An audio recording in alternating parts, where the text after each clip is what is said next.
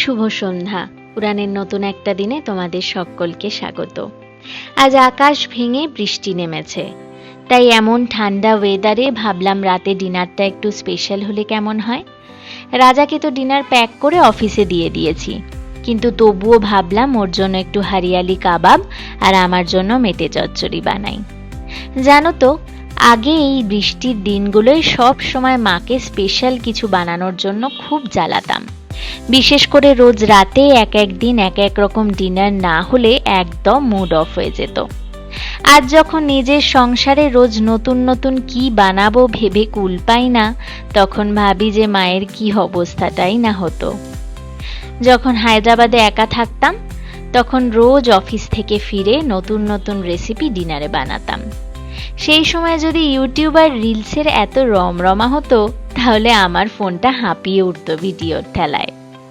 এই দেখো, গল্প করতে করতে আমার মেটে চচ্চড়ি একদম রেডি হয়ে গেছে। এবার একটু গরম জল দিয়ে দিলাম, আর তারপর তেল ছাড়া পর্যন্ত একটু ওয়েট করতে হবে।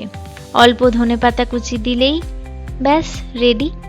এবার তোমাদের সাথে শেয়ার করব এই হারিয়ালি কাবাবের রেসিপি।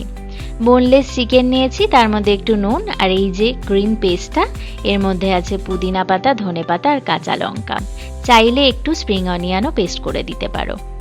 এরপর একটু দই আর এই সর্ষের তেল দিয়ে ভালো করে ম্যারিনেট করে একটা কন্টেনারের মধ্যে লিড দিয়ে আটকে রেখে দিতে হবে যতক্ষণ না পর্যন্ত তুমি কাবাবটা ভাজছো।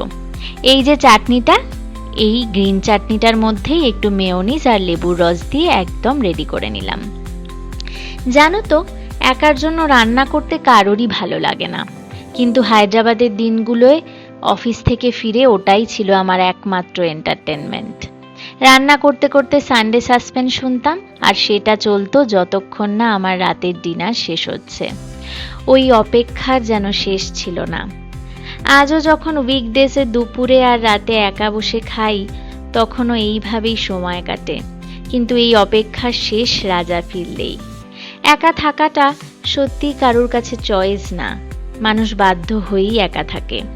তোমাদের সাথে গল্প করতে করতে আমি বারবার ফিরে যাই সেই দিনগুলোতে, যেই দিনগুলো আমায় শিখিয়েছে আমার ঈশ্বর চিনে নেবে আমায়। আমি দাঁড়িয়ে তার দরজায়, রোজ এক স্বপ্ন দেখা, আলোতে আলোতে ঢাকা। আজ অনেক গল্প হলো। আমার ভিডিও কেমন লাগছে কমেন্ট করে জানাতে ভুলো না কিন্তু। তোমাদের সাথে আরো অনেক মনের কথা হবে, আর দেখা হবে খুব শিগগিরই। ভালো থেকো তোমরা।